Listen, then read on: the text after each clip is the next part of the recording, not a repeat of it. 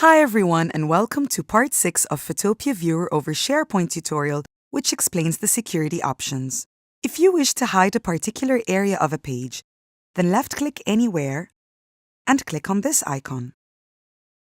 Drag the seal anywhere on the page and then adjust its dimensions.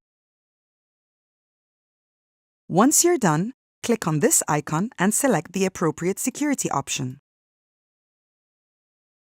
Either you can be the only user to unlock the seal through a password, or you can enable a group of users to unlock the seal without a password, or you can enable a group of users to unlock the seal with a password.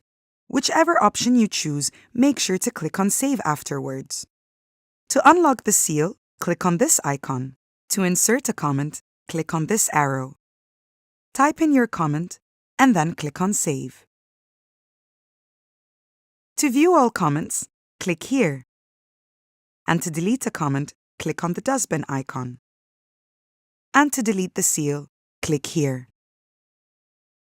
There are also security options for annotations and signatures, so I'll go ahead and insert one of each.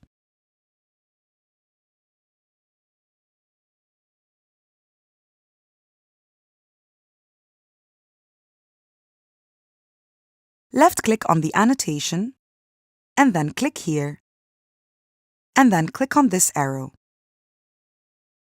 And now you can control who can view and edit your annotation. Once you've made your selections, click on Save. However, there's a slight difference when it comes to signatures.